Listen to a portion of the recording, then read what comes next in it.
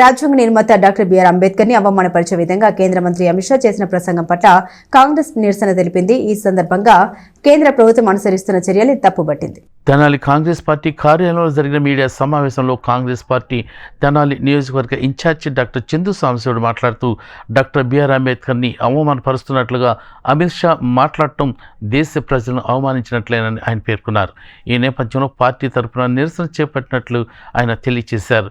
ఈ కార్యక్రమంలో పట్టణ పార్టీ అధ్యక్షుడు పొన్నూరు నాగసూర్య శశిధర్రావు, మండల పార్టీ అధ్యక్షుడు Karlapudi Bullaiah, OBC state vice president Gurrapu Dwaraka Srinivas, Alakrishna, Shivakumar, Shivanarayana, Steven Babu, Ayyappa, Bhima Ramesh, Rayappa, Shankarrao, Koteswararao, Subbarao, Nagur, Karthik, Veeraswamy, Srinu, Mallikarjunarao తదితరులు పాల్గొన్నారు.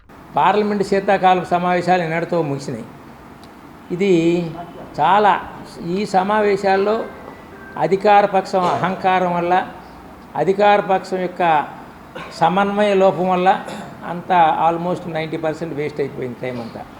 అందులో ముఖ్యంగా మన భారతదేశానికి హోంమంత్రి నంబర్ 2 అమిత్ షా గారి యొక్క అనుచిత డాక్టర్ బిఆర్ అంబేద్కర్ దళిత బహుజన నాయకుడు, ఆరాధ్య దేవత అయినటువంటి అంబేద్కర్ గారి మీద అనుచిత వ్యాఖ్యలు చేయటం, తర్వాత దాని మీద ఇండియా కూటమి, ముఖ్యంగా కాంగ్రెస్ పార్టీ నాయకత్వంలో ఇండియా కూటమి మొత్తం కూడా దాన్ని వ్యతిరేకించటం, దానికి నిరసన వ్యక్తం చేయటం ఎక్కువ భాగం జరిగింది. ఆ నిరసన వ్యక్తం చేసే టైంలో దానికి పోటీగా అధికార పక్షం కూడా చేస్తూ ఉండి నిరసన ప్లే కార్డులు ప్రదర్శిస్తా పార్లమెంటు ద్వారం దగ్గర నిరసన వ్యక్తం చేశారు. గుర్తుపెట్టుకుని అధికార పక్షం ద్వారం దగ్గర గేటు దగ్గర ఉన్నారు. పార్లమెంట్ లోపలికి వెళ్తానికి అందరికీ హక్కు ఉన్నది.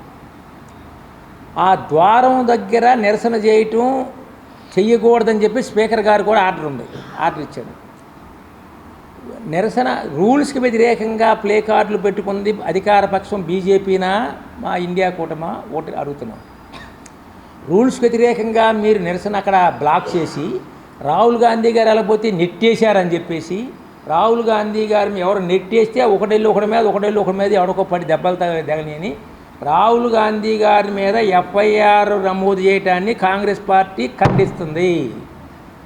అది చాలా అన్యాయం, దుర్మార్గం, అనుచితం. రాహుల్ గాంధీ గారి మీద ఎఫ్ఐఆర్ని వెంటనే రద్దు చేసి క్షమాపణ చెప్పాలి ప్రభుత్వం, అమిత్ షా గారు అని చెప్పేసి మా ఇక్కడ తెనాలి నియోజకవర్గ కాంగ్రెస్ పార్టీ డిమాండ్ చేస్తుంది. స్వతంత్ర పోరాటంలో బీజేపీ వాళ్ళు, ఆర్ఎస్ వాళ్ళు ఏమన్నా పాల్గొన్నారా? లేదు. ఆ రోజున 1975లో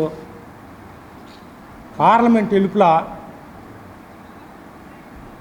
అంబేద్కరు, నెహ్రూ గారి కటౌట్లు తగలబెట్టారో లేదో అది ఒకటి ఆలోచించండి.